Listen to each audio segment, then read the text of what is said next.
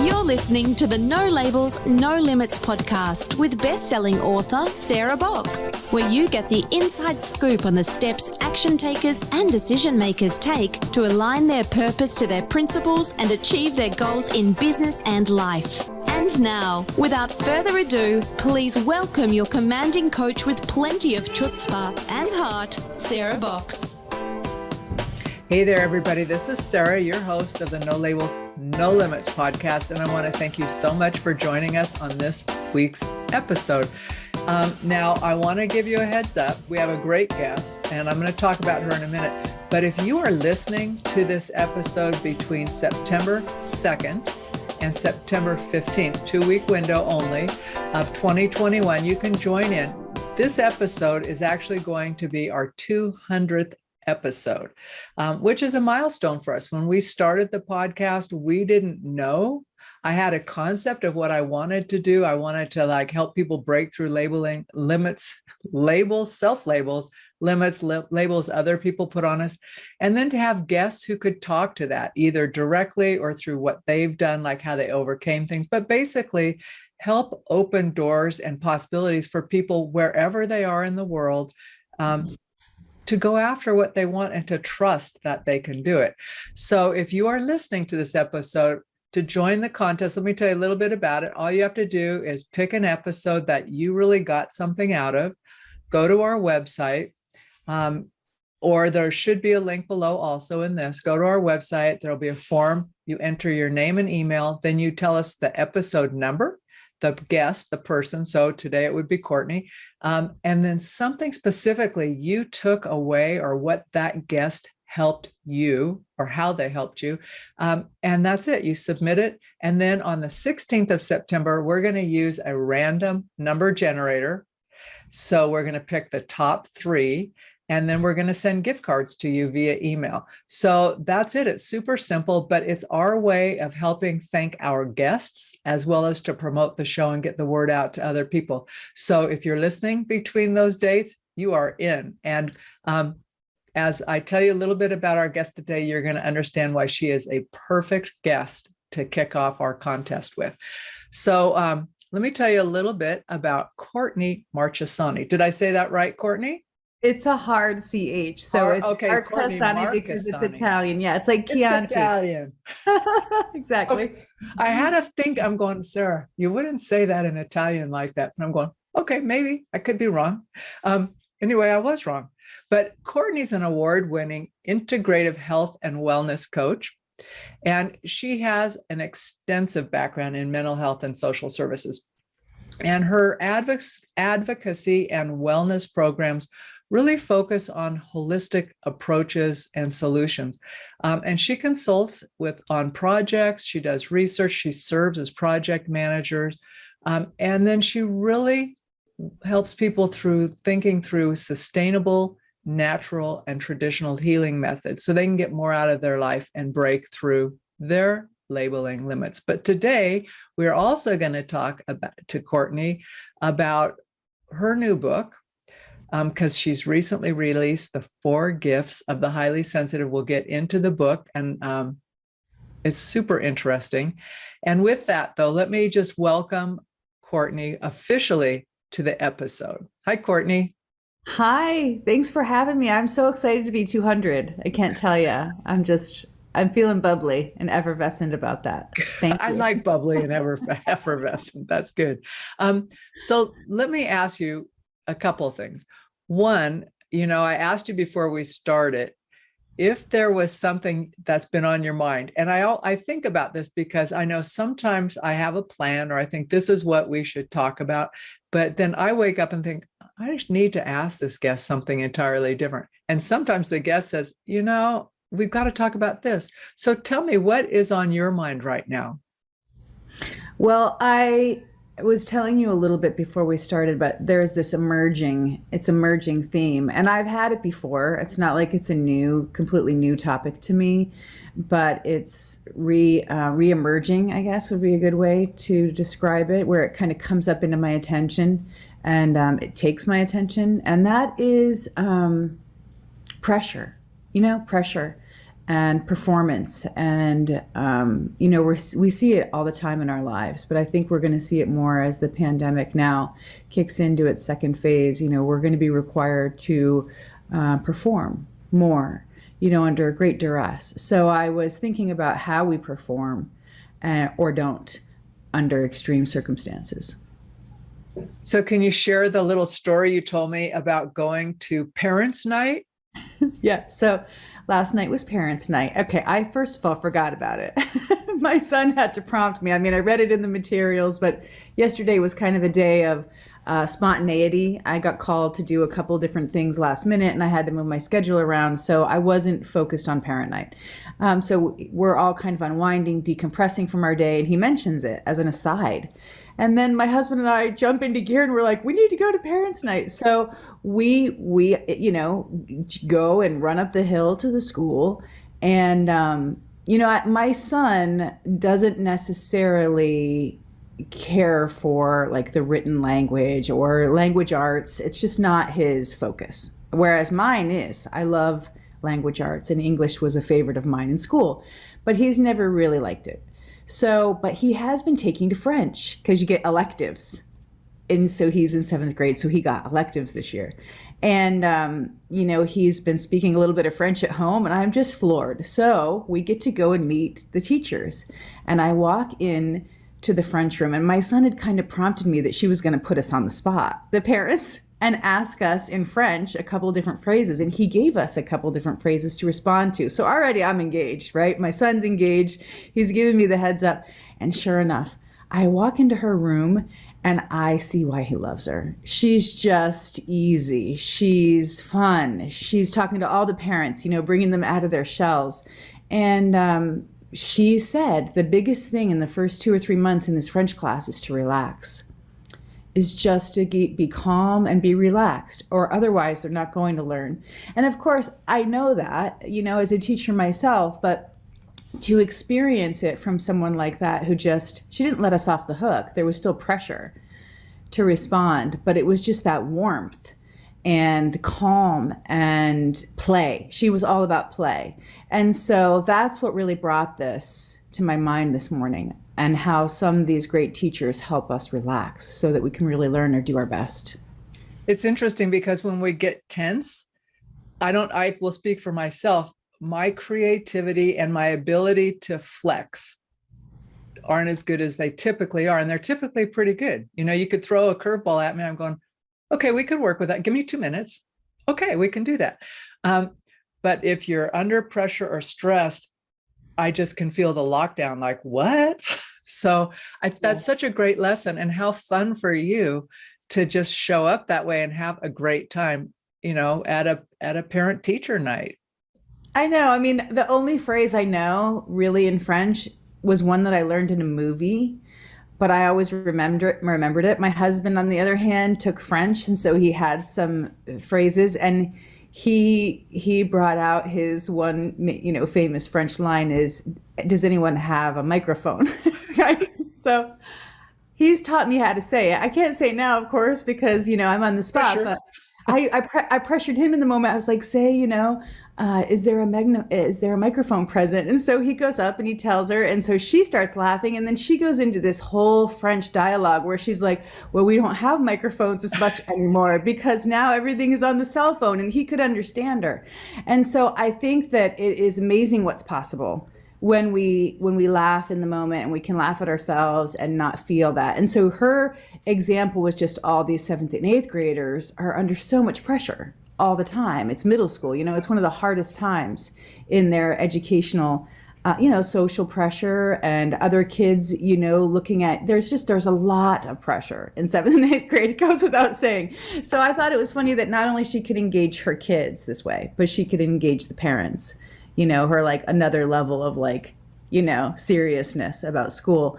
And it's so translatable to everything. I mean, sports performance, work performance, speech performance, right? And public speaking. And so I've experienced the complete lockdown, where I'm just frozen up and nothing's happening mentally or emotionally. And I've also experienced the, nail it performance where you hit it. And so it's like, I do believe it's something that we need to be aware of in every facet of our life. Or how much are we performing, and how much are we getting, locked up? Because that's a terrible feeling, to just feel frozen. It's mostly performance anxiety that creates that. But there's a lot of layers. I know that you know that. Well, there are. And I think one of the hardest parts is when you're locked up, there's more. It just isn't coming, right? And so excuse me, I'm living where there's a lot of smoke right now, so my voice might go in and out. But what happens for me, and I know a lot of my colleagues too, is like, there's more there, but you can't tap it as like you normally do. And I just love that remembrance on your part to share with us today. Well, now, I do have a question. Thanks for inviting me to share it. I probably wouldn't have, but because you had that thought process of asking, it was able to come out. It's I'm nice. trying to check always my intuition over my logic. Like I love having a plan. I like when my plans work out. I do. I can't lie. But I also have learned over the years that if I hear something in my head that says, just ask, just check it out, I usually am happy I did. And this is a great example of it, because I wouldn't have gotten your lesson, and our listeners wouldn't have gotten your lesson either. So I love that takeaway. But I think it's est un magnetophone ici. Est un magnetophone ici. Is there a microphone present? I think I got it. Okay. I always think Let us proceed. My biggest things is I always need to know, if it's the minimum thing I need to know, is there a hotel? Is there a bathroom? If I know those two things, and I've come to find out that the most important is, where's coffee? And depending on where you are, coffee is pretty well understood, right? You can time it, do that kind of stuff. Yes. And it's gotten me far. Una cafe? That's my girl. Oh my gosh. Okay, we digress, my friend. Okay, let's go. So do you have, as a creative person and a writer, do you have a routine that you practice every day that kind of keeps you in sync with that? Yes, and a good segue about the coffee. It has a big placeholder in my morning, but I kind of clear everything away. I try to clear my thoughts away. I sit down quietly after the hustle and the bustle of the morning, and I do create a creative space.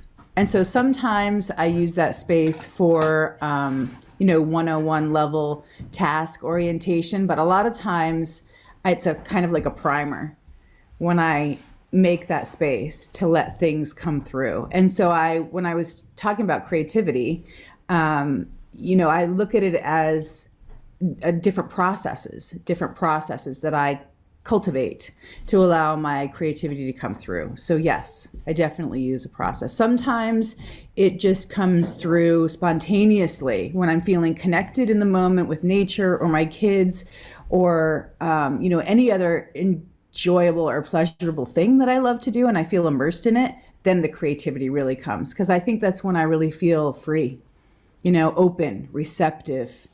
Then it really definitely comes, and that's just in the moment.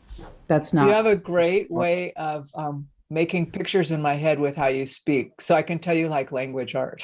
And you're like, yeah, I do. I'm sitting there, I'm feeling free, I'm feeling good. So how did you come? I'm just was pausing to decide where I wanted to go next. I do want to know about your book. Sure. There's a lot of questions I have about your book. So what led you to write that book? And the whole title is 4 Gifts of the Highly Sensitive: Embrace the Science of Sensitivity, Heal Anxiety in Relationships, and Connect Deeply. And that title alone, I know, has resonated with a couple of people very close to me. So how did you come to write that? Well, I didn't know that was the book that I wanted to write, but long ago when I was working at a trauma center, a mental health center, but it was also a hospital. And so it was integrated with psychiatry, outpatient. I worked on the outpatient end while also doing housing. So I was an administrator for 200 units of affordable housing to transition our clients back into the community after they've experienced mental health issues. So it was a very big job, multiple roles in one in one job. And as a mental health provider, as a clinical provider, I have my own clients, and I started to notice that there wasn't enough creativity and healing. I mean, just being a front level worker, I started to see that, just in terms of my own opinion, that we weren't doing enough in terms of integrative medicine. But I didn't know the book that I wanted to write was Four Gifts. That kind of unfolded along my own personal journey when I started to recognize that I was a sensitive person. But it took me a long time. I didn't know that. I came to it, I call it like back engineering, because I wasn't self-aware enough to recognize that. I mean, I had read Dr. Elaine Aron's book in the 90s, which was the first highly sensitive person book, but I still didn't identify myself. So it came about through a series of events over time, which were what I would call synchronistic, but I would also call really on the extreme end of like psychic phenomenon. And I hadn't learned about those kind of anomalous experience. I knew nothing about them. And so I really started to research them in tandem with my work. And then I ended up kind of going that way, where I just turned towards the anomalous experiences. And that's why you see the science behind sensitivity, because I felt like when I was ready to write that book, finally, there wasn't enough science explaining the physiological process of these individuals who were really far out on the spectrum. So my passion behind it was to help teach the science behind sensitivity, to validate sensitives in their experience so they wouldn't feel alone or isolated in their experience. And that's what drew me to writing it. Could you define what a sensitive is and help us understand, so that, because people can hear that word and say, well, I'm a sensitive person, but you're not speaking just of that. You're speaking much more specifically, right? Right. There's 20% of the population, 1 in 4 or 1 in 5, that are sensitive, clinically considered a highly sensitive person. And what that entails, just briefly, is that they have a organic brain function, which is related to the way they perceive their environment, any environment they're in. They perceive through a depth function. It's called the depth function. They perceive more. Okay, so sight, sound, taste, touch, the classic 5 senses. More comes in. They're processing more on the fly. But not only that, the second part of being an HSP is the emotional reactivity. Clinically, that's really kind of the identifying factor, is that their emotional reactions are much faster. So they perceive more, and then they respond faster to what they perceive. And is that response always visible, or is it often internalized response? It's mostly internalized. You can see it a lot in children that are responding without any kind of filter. You know, they're putting their hands over their ears, they're putting their hands over their eyes, because they're just perceiving so much, but they don't know how to convey that with their own language. They also don't understand that they're having a problem. They think they're the only ones that are having the problem, so they don't necessarily articulate what they're experiencing internally. So most of it is external, actually. And what we see is pretty much the overwhelm, the meltdown, the burnout. And so with adults, over time, typically we become more resilient to a lot of that. So you see less of the external, but it's like a raging storm within. Internally. So it takes time to figure out you're sensitive, or sometimes a parent will recognize their child is sensitive because they're just tuned in and they're paying attention to what's going on.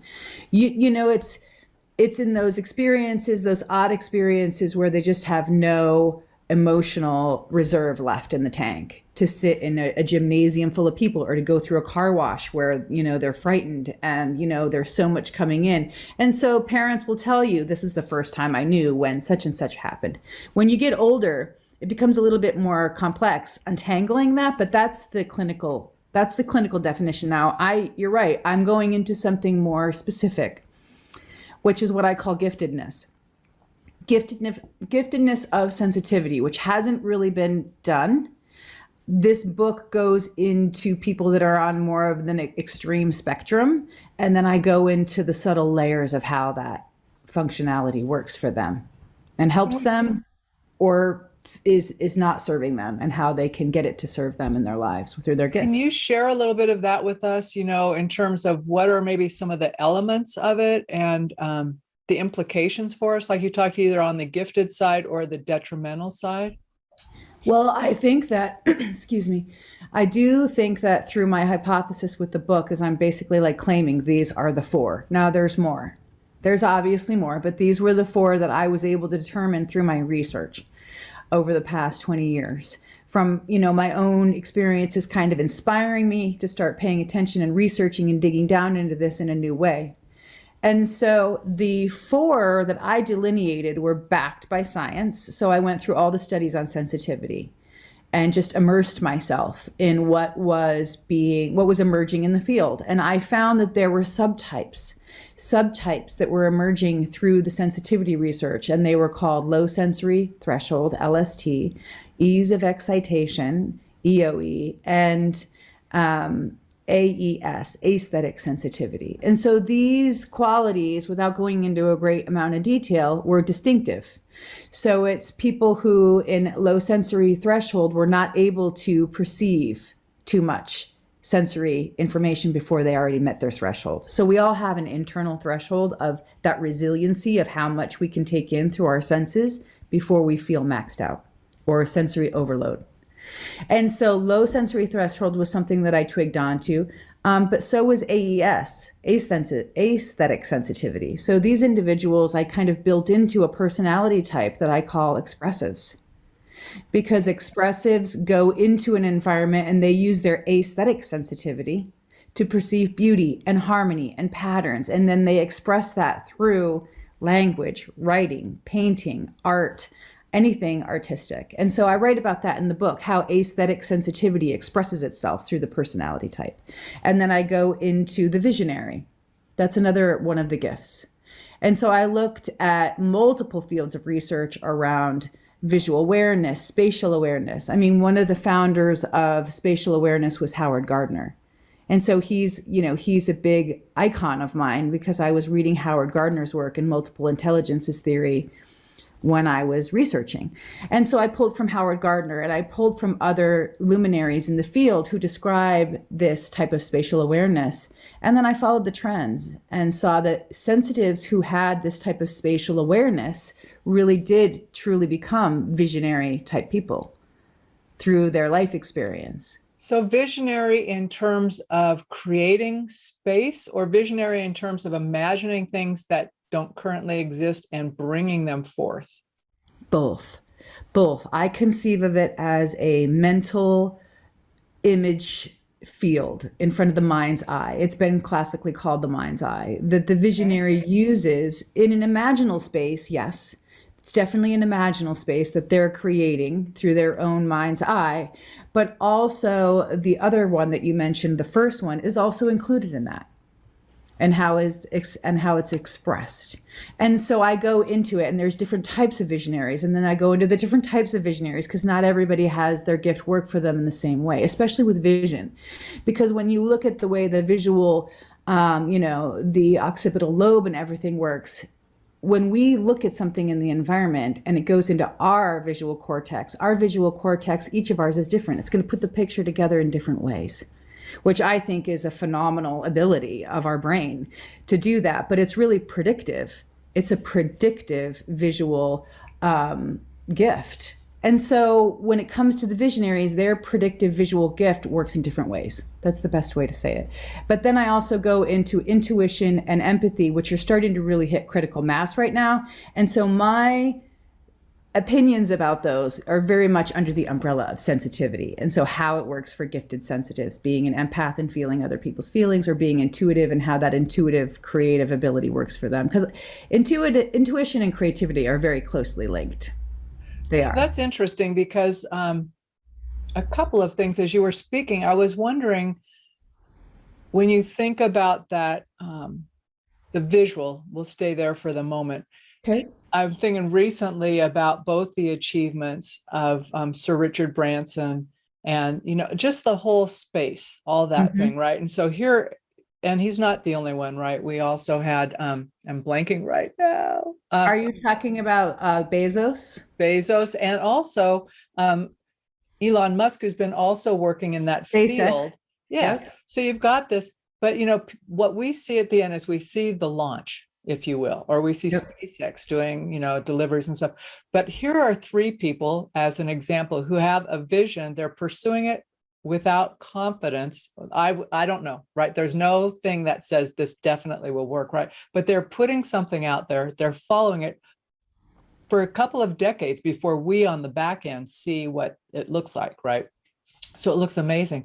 But I also just wonder what's in the brain of someone who can see that and pursue it, pull the teams together to do it. So I just didn't know if that fell, like if you were to look externally at the behaviors of folks like them, not necessarily them in specific, if they would categorize as you're doing, if you would think they would fall on a sensitive spectrum under one or other of those areas. Definitely. I have looked at them. Not Bezos so much, but I have been exploring Richard Branson's perception for 10 years pretty much, and following and looking at it and analyzing it, because one of the things that he came to me was through dyslexia. So your podcast is No Labels, and so one of the things that has always stood out to me is individuals who kind of get labeled, right, for their disabilities or their differences. Their inability to do something like language, for example, like reading, right? That is very much a learning. It's a learned, and we all have the capacity for language. Our brain developed, natural selection made it possible for us to learn languages. But with Sir Richard Branson, he was very inventive from a young age, and his mom supported that. And I think what you see with him is this inventiveness that comes through in a different way. It's very visual for him. And if you tested him, he would probably fail a regular standardized test. But one of the things that I noticed through all my research is that individuals who are extremely bright, sometimes over like 165 in mental intelligence scales, are extremely visually gifted, but a lot of times they have dyslexia. It overlaps. And so when I look at interesting people like him, which is not only the ability to be inventive, to see, to make these holistic connections, but there's also a devotion, right? You can't just imagine the rocket. You have to have this utter passionate devotion to what you're creating, which really does set the visionaries apart. They can't let it go. The same thing with Elon Musk. He couldn't let the rocket go. And so he also was probably likely very sensitive, creative kid. And so was Richard Branson. Now, I don't know about Bezos so much, but those two, I can definitely say they're visionaries. There's no doubt. I've looked at their history. I don't think that Elon Musk has dyslexia as far as I know, but look at all these people who do, from actors to film directors, to literary people who are in the arts. And so you really do see these trends start to happen. And so dyslexia is one of the things that I picked up on because it just started to trend. I started to see these individuals who are very passionate about problem solving, very passionate about their answers for it, even if they didn't know how or why their answers worked. It was a totally intuitive process in how they followed it. And then what we see now, right, which is the rocket going, which we thought would never be possible. So I do think that there's some underpinnings to these types of visionaries, and one of them is they don't give up. They keep going. And usually along the way, they get enough creative solutions to build these companies that they can bring in enough money to keep going. It inspires them or gives them proof or confidence to not give up. That whole persistence thing is, sometimes I wonder, Courtney, if people don't persist. And there's that big fear of like, okay, you're only 2 inches from the next turn, but they can't persist any longer, right? So they stop. And I think, what would we be missing out on? Or I think what about have it we too. missed? We don't know what we've missed out on because someone stopped short. I think about it too, and why some people have that pressure point where they are exhausted, but they keep going. And then there's also the financial part of it that's the big part of it, why you can't give up. Now, some people run out of money, right, for their inventions and their ideas. But think about a kid in college, right, who's burnt out, they're not doing well, and they have so much invested in student loans. They can't really give up. There's like you have this much invested in, you can't give up now. And so I think there's so much that goes into that in terms of the pressure point that we don't know, why some people decide to divert and take a different tack. But the way I look at that process when people do give up is that there is a learning, that failure is not failure in that way, in the traditional way. That I think there's always something learned in that process and the decision point when they divert and go into a different direction. I absolutely agree. I mean, and that's also a frame, that's a reframe, right? When people think they failed, it's like, do you have more information than you did yesterday? Yeah. Okay. No failure. We learn so much about ourselves in those moments. We do. And sometimes it's not pretty. No, I mean, I have had things that have not gone well, and I had to pull out of, and it was crushing, emotionally crushing, mentally crushing. But I think that's why I can really tune into the reframe, is because that's kind of where you need to go if you want to rise up and pull yourself up. But that's the essence of what you're talking about. Why can some people do that, even in the most utter devastating circumstances, and others don't? And so that's an existential question that I've wondered about for years. But you don't have an answer for me? Well, I do think it comes into the nature of the human spirit a little bit. I do. I think it kind of goes into the triumph of the human spirit and how some people can pick themselves up or find themselves whole or strengthened in a new way, where others kind of remain broken and never really kind of pick themselves back up or become whole again. So I feel like that's when the human spirit comes close to us to help us heal in whatever way we need to heal to keep going. And I also believe that these individuals that we're talking about sometimes do have a purpose. So it's not going to let us go. I agree. We're not going to be able to run from it. It's in us. It's like that divine spark that we can't hide. I figured it emerges in a different way at a different time. Yeah, with different people and a different scenario. But if you're paying attention and you really are cued into that kind of thing, you'll start to recognize it's a pattern. Yeah, that was a question I had to answer a couple of days ago about myself. And it was like, what are your clues or something? What's the something you've just never let go of? And I'm thinking, yeah, that was so weird. When I first had that desire, right, I didn't know what it meant. And it was true, like with the name of this podcast.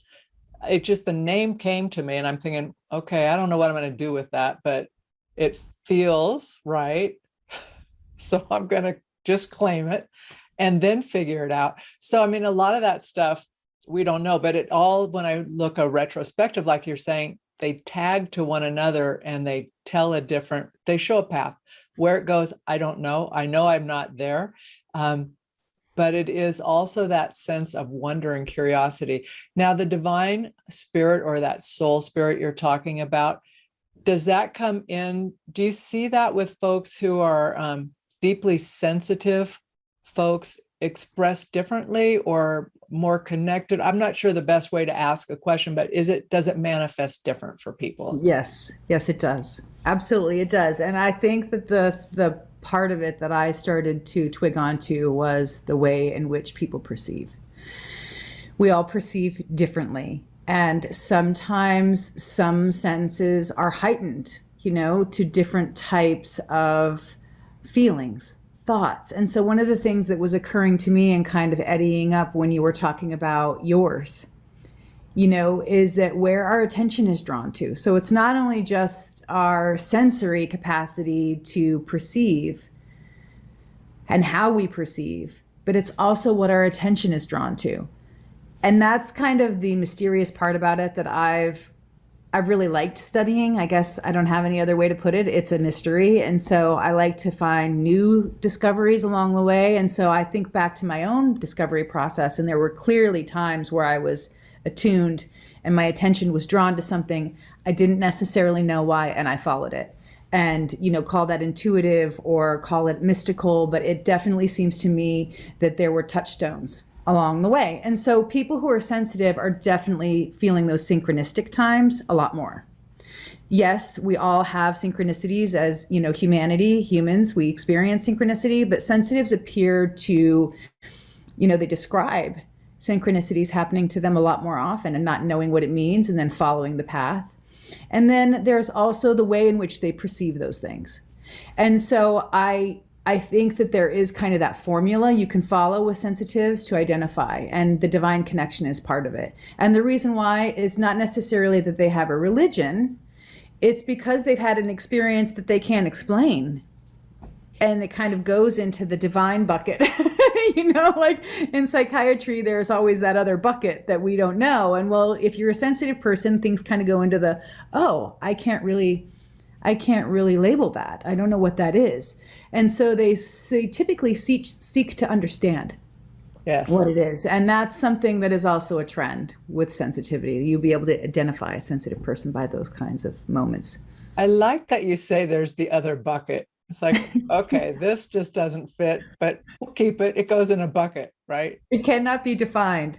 It goes beyond words. And usually sometimes it can be transcendent, but I think if you wanted to try to quantify it, it would go into the basket where there's perception, right? Expanded perception, and also feeling, deep feeling. So those combine in a way that feels magnificent. So bliss states, feeling that sublime connection, revelatory moments that appear transcendent or feel transcendent. So that's why I call it, kind of lump it into spirituality, but it doesn't have to be spiritual. It could just be a transcendence beyond what we experience as a normal mode of reality. But it also, at least, and I've had a couple of those that, like, in the moment I'm thinking, okay, that was different. That was really different, but I never doubted that it was real.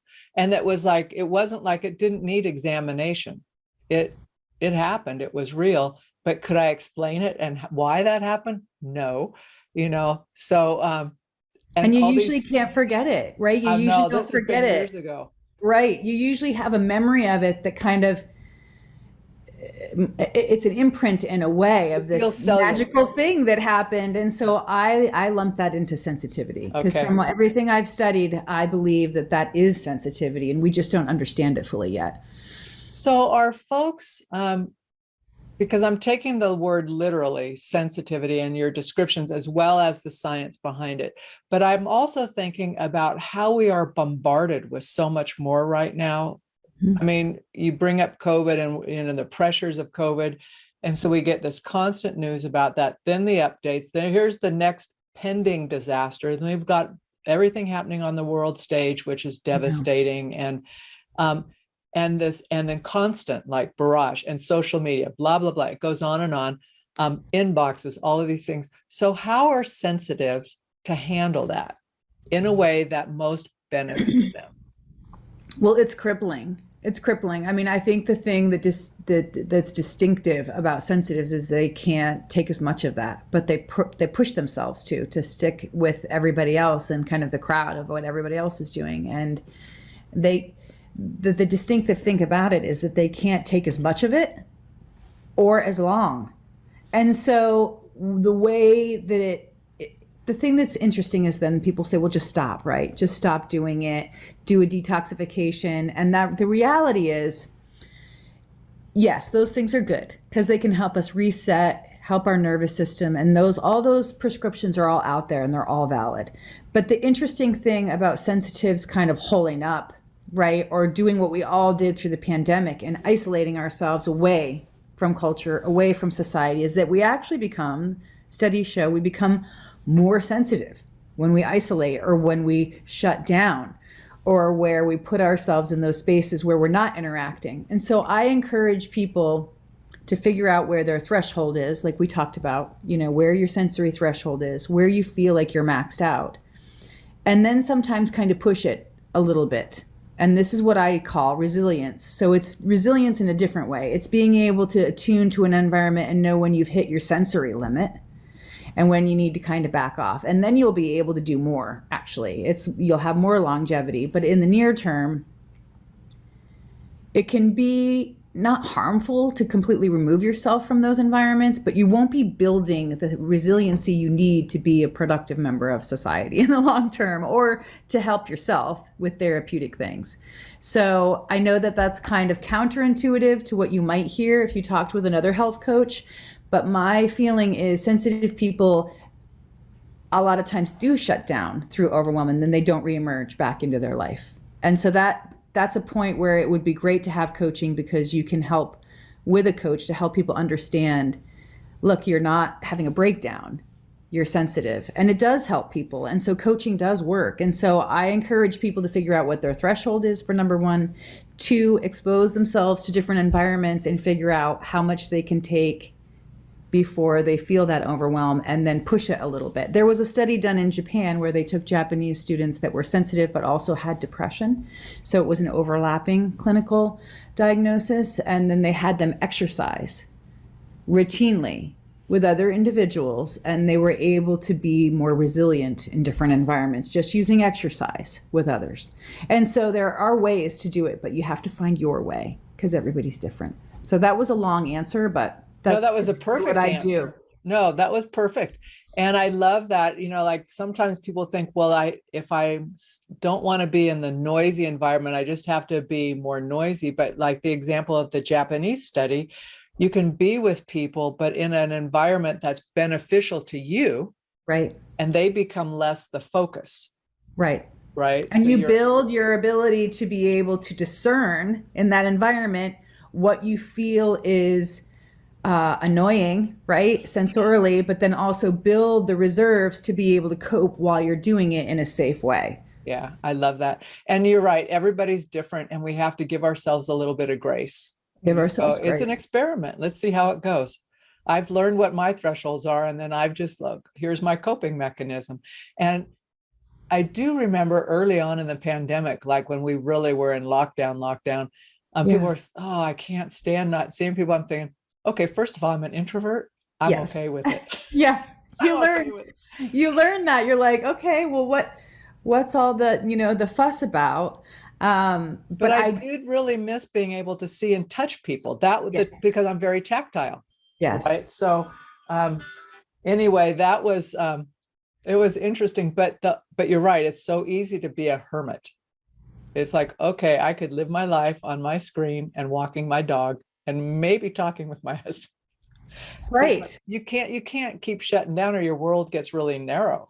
Right. And so it really begs the question of, well, what is a high quality life experience, and how do I determine that? And so, like, once again, it is up to everybody to determine, well, what do I need? And you figured it out, because you're self-effacing and you're self-aware and you're asking yourself those questions. Well, what do I need? And you're figuring it out along the way. Well, I get to talk to really smart people like you, right? So I'm not stupid. I get that. I love to learn, but I also know that my podcast guests, they're not just for my audience, they're for me too. I'm learning every time I talk to somebody, but I refuse to let my world get smaller just because our external circumstances are smaller.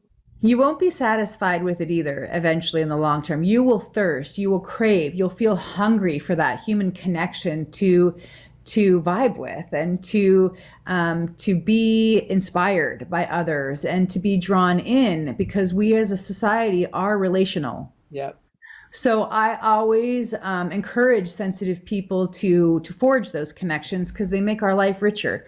But I also go into all the wonderful things that are great for sensitives, like aromatherapy, touch therapy, movement therapies. There are so many different types of mind-body therapies to help sensitive people, but we don't get access to them through our clinical providers. So that's the other thing in the message in my book, is that it's an inside job.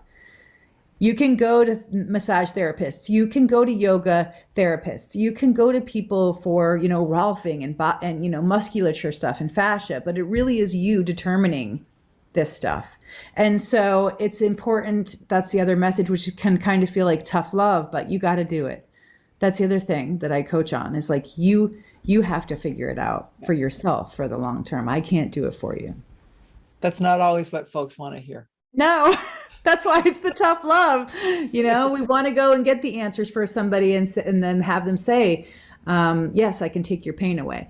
Now, for sensitives, they experience more pain. They do. And so we have to figure out where our pain thresholds is. So that's the other motivator, which is also tough love, is that we either seek, typically as humans, pain or pleasure, or we approach or we withdraw. I mean, it kind of comes down to these more simplistic ideas, but they're not when you get into the nuances of feeling pain or feeling suffering or feeling joy. And it's this multi-layer wave that's happening all the time internally. And so sensitives, if they don't take care of themselves, they'll experience more pain. And so they're typically motivated to get out of it, you know, more often. Sticker in your foot, take it out. Yeah.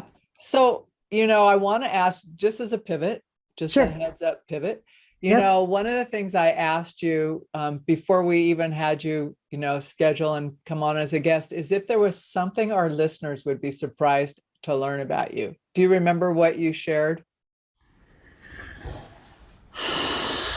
Well, I did that a while ago. I know. Let me give you a clue. It has to do with a brownstone. Oh my gosh. The brownstone. Yeah. That I did not share that for a long time. That was kind of my secret.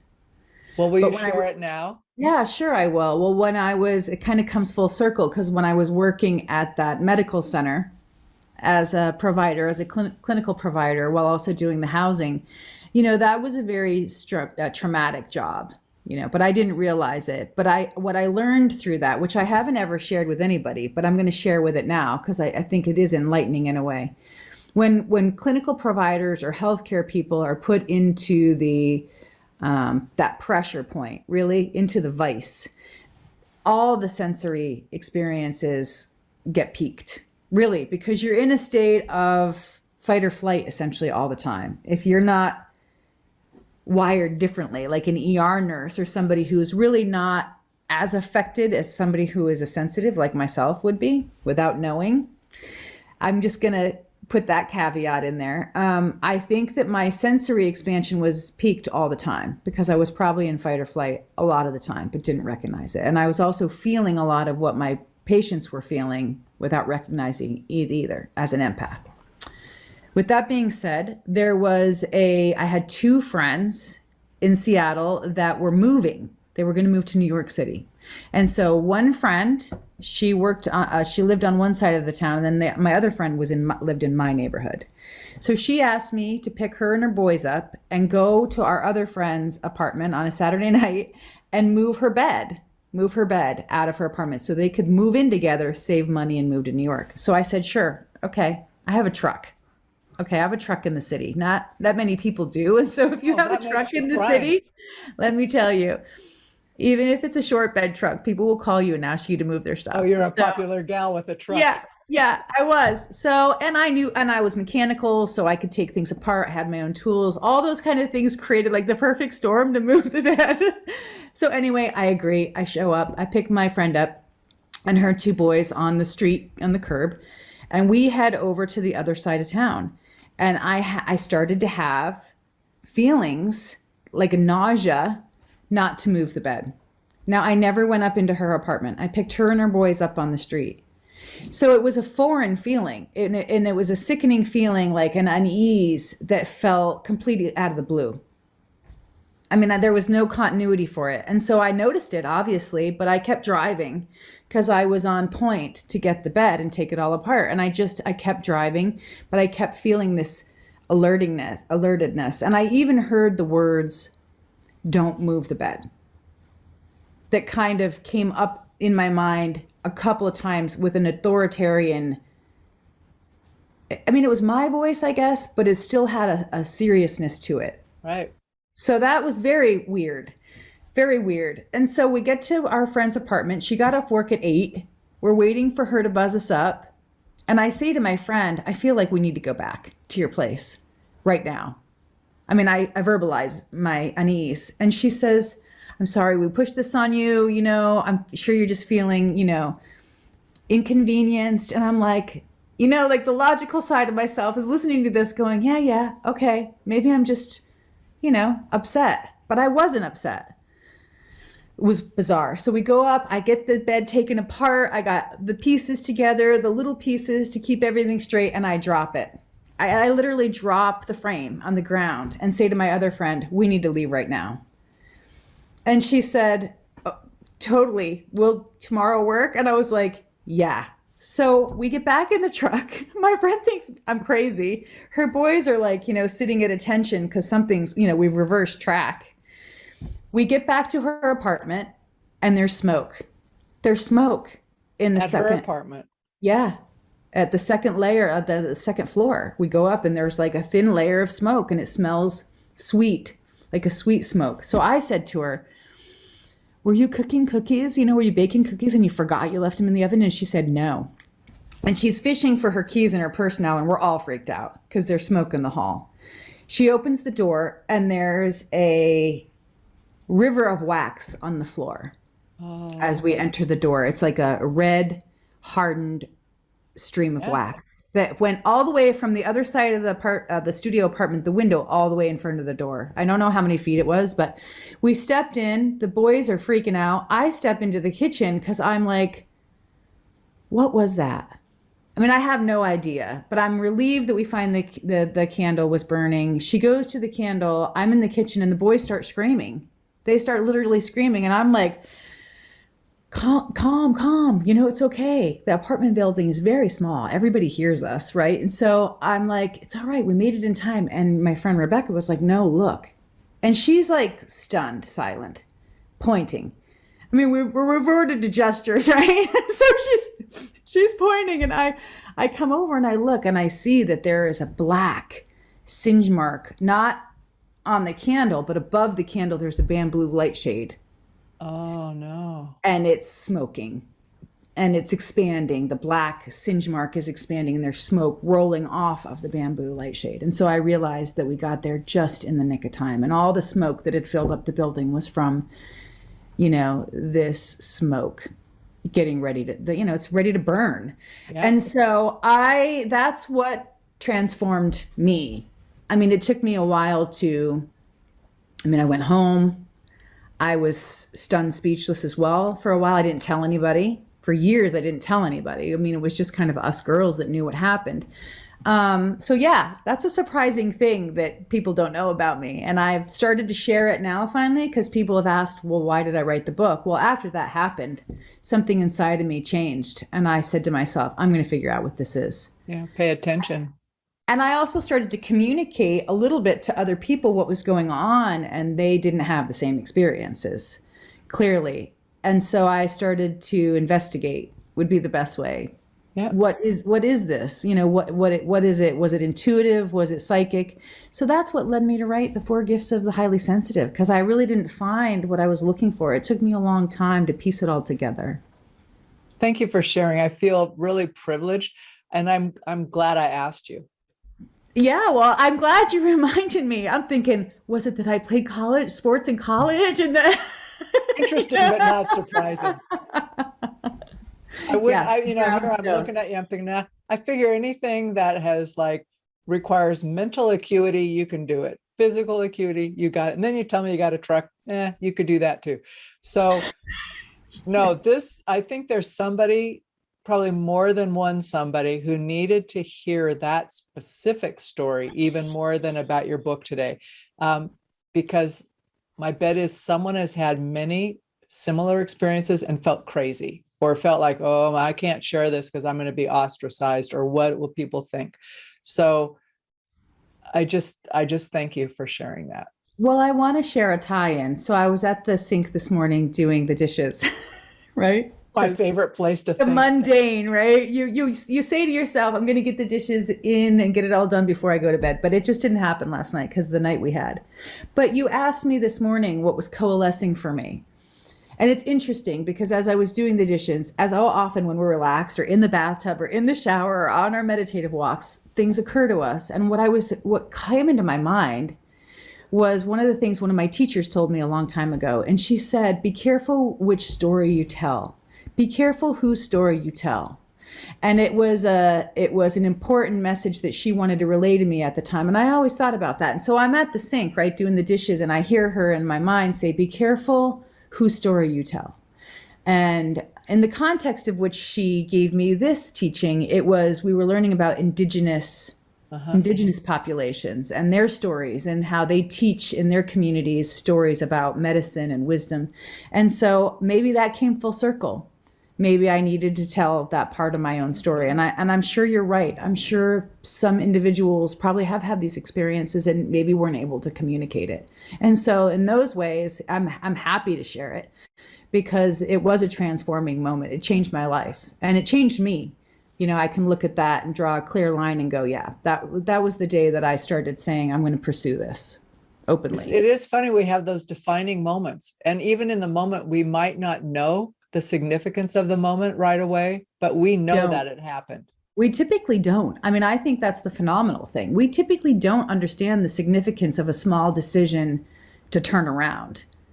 And then you get there and then you understand, well, how did I know that? You don't know how you knew, but lives were saved in that situation. I'm pretty sure of it. I mean, and that's what Rebecca and I were so stunned into silence by, that we knew that it was a life-saving return. Oh my goodness, Courtney. I'm so happy that we got to spend this time together today. I really am. I feel very blessed and fortunate that you're number 200. Oh, me too. I'm going to be shouting that out from the mountaintop. Shout it out. Tell your friends to come. I'll get you a little crown that says 200. 200. Yes. Yeah, I would love 200.